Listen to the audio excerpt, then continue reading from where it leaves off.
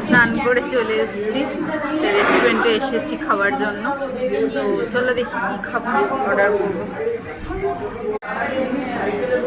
বিজন এখন দেখছে menu card, কি অর্ডার করে। এখন ভাতই খাবো দুপুরবেলা, 3টে বাজতে যায় প্রায়, অনেকটাই লেট হয়ে গেছে।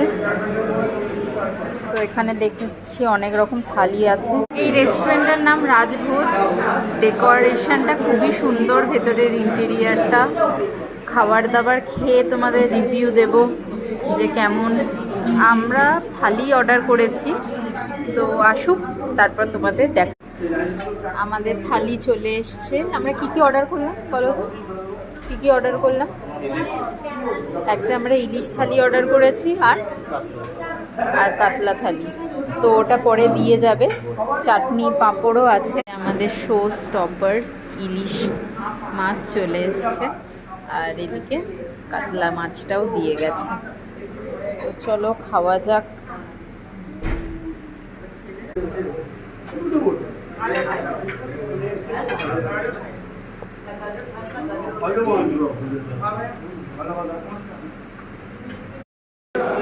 এখন চাটনি পাঁপড় খাচ্ছি।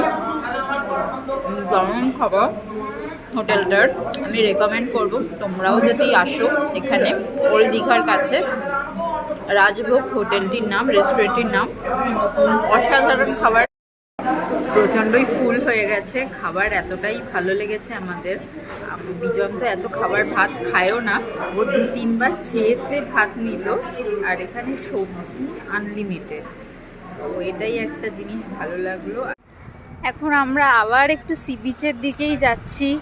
বিজন খেয়ে এতটাই তৃপ্তি পেয়েছে, ও আর রুমে ফিরতেই চাইছে না।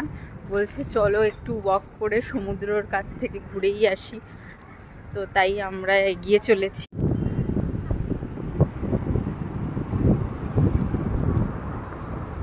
জাস্ট দেখো কি ভালো লাগছে। ওই যে বিজন ওখানে দাঁড়িয়ে আছে, আমি একটু বললাম নিচে না করো, ছাই না করো।